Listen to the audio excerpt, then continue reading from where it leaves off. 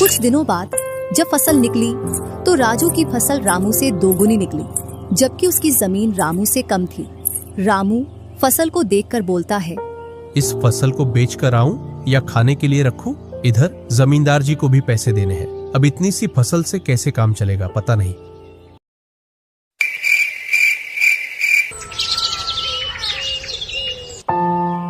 एक दोपहर रामू सो रहा था, तभी उसका गेट किसी ने खटखटाया। पता नहीं कौन भरी दोपहर में नींद खराब करने के लिए आ गया। जैसे ही वह गेट खोलता है तो सामने जमींदार खड़ा दिखता है। क्या यह रामू का घर है? रामू ने सोचा, क्यों ना मैं इसे राजू के घर पहुंचा दूं, यह मुझे पहचान भी नहीं पाया। मैं तो राजू हूँ, वह वाला घर है रामू का। जमींदार सामने वाले घर पर जाकर गेट को खटखटाने लगता है। राजू गेट खोलता है और बोलता है, क्यों भाई, इतनी तेज गेट को क्यों खटखटा रहे हो? मैंने आपके रुपए लेकर खा लिए क्या? हाँ भैया रामू, तुमने मेरे जो पैसे लिए थे उन्हीं को लेने के लिए आया हूँ। तुमने बोला था फसल आने पर पैसा लौटा देंगे, जो तुमने अभी तक नहीं लौटाया। क्या जमींदार जी, आप भी दोपहर में नशा करके आ गए? मैंने कब आपसे पैसे उधार लिए? क्या तुम ही रामू हो? नहीं, मैं तो राजू हूँ। रामू तो सामने वाले घर में रहता है।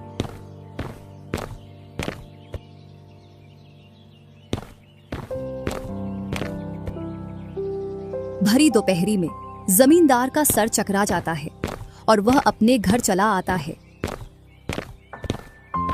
और घर पहुंचकर मुनीम से बोलता है, ऐसा लगता है मुझे कि जो पैसे रामू के दिए थे वह पैसे अब लौट कर नहीं आने वाले। क्यों, ऐसा क्या हुआ जो पैसे वापस नहीं आ रहे हैं? रामू और उसका भाई दोनों हमशक्ल हैं और दोनों बोल रहे हैं कि रामू वह है, रामू वह है, और उन दोनों ने दोपहर भर मुझे इस घर से उसे घर दौड़ाया। जमींदार जी, पैसे निकालने की मेरे पास एक स्कीम है। बोलो, कौन सी स्कीम है? मुनीम जमींदार जी के कान में पूरी स्कीम बताता है।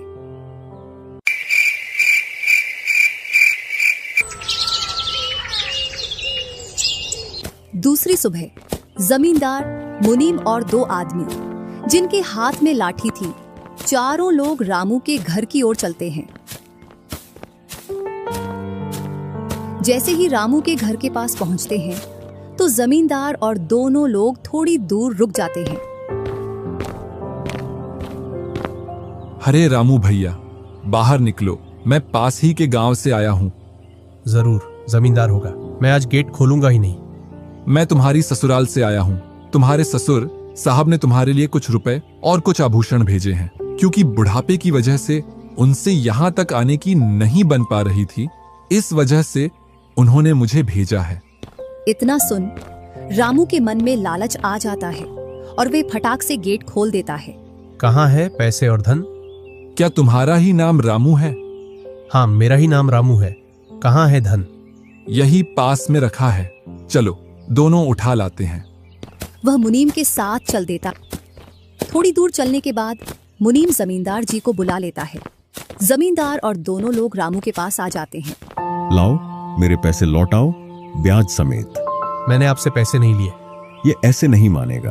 अब तुम दोनों के हवाले करता हूँ, तुम चाहे जैसे इससे पैसे निकालो।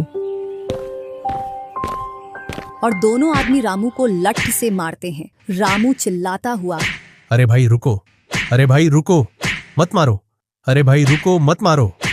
इधर वह दोनों रामू में दे लठ लठ बरसा रहे थे। तभी राजू गेट खोलकर देखता है तो रामू पर कुछ लोग लठ से वार कर रहे थे। तो वह दौड़कर उनके पास आता है और बोलता है, अरे भाई रुको। इस रामू ने आज से 5 महीने पहले मुझसे पैसे लिए थे। जब लौटाने की बारी आई तो बहाने कर रहा था। कितने पैसे हैं? 2000। रुको, मैं लाता हूँ।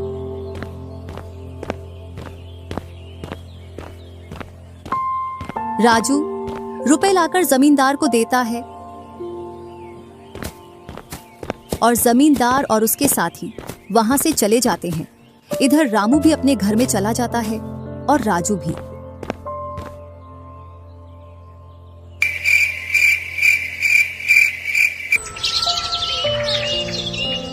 कुछ दिनों बाद दोनों भाई अपना अपना खेत खोदने के लिए खेतों पर पहुंच जाते हैं। इधर खेत खोदते खोदते राजू दौड़ते हुए रामू के पास आता है और बोलता है। देखो मुझे खेत में क्या मिला है। राजू के हाथ में हीरा देखकर रामू के मन में लालच आ जाता है और वह मन ही मन सोचता है, इसके खेत में तो और भी हीरा हो सकते हैं। क्यों ना मैं इसको मेरा वाला खेत दे दूं और इसका खेत में रख लूं, जिससे मेरे पास भी बहुत सारे हीरे हो जाएंगे। मैं क्या बोल रहा था, क्यों ना तू मेरे वाले खेत पर फसल कर ले और मैं तेरे वाले पर। इतने दिनों से तू कम जगह पर कर रहा था। और रामू राजू वाले हिस्से को खोदने लग जाता है।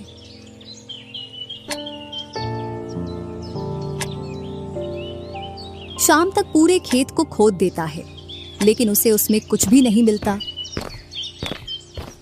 और थका हारा घर पहुंच जाता है। आज पूरा खेत खोद दिया, लेकिन फिर भी एक हीरा नहीं मिला, जबकि राजू ने खेत का एक कोना खोदा था, उसमें ही उसे एक हीरा मिल गया। अच्छा, आप अगर ऐसे ही मेहनत करते रहे तो एक दिन आपको भी बहुत सारे हीरे मिलेंगे। बातों ही बातों में रामू की नींद लग जाती है।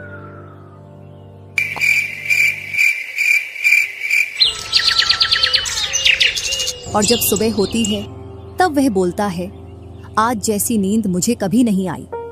हाँ, अगर तुम ऐसे ही मेहनत करते रहे तो आपको रोज ऐसी नींद आएगी।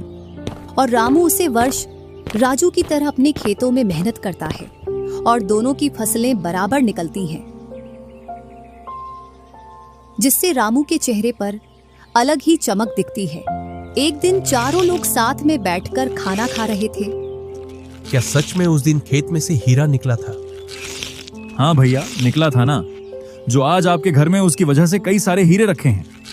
इतने में ही रामू की पत्नी बोलती है, वह तो नकली था, आपसे काम करवाने के लिए। इसी प्रकार बातें करते करते चारों लोग अपने अपने घरों में जाकर सो जाते हैं।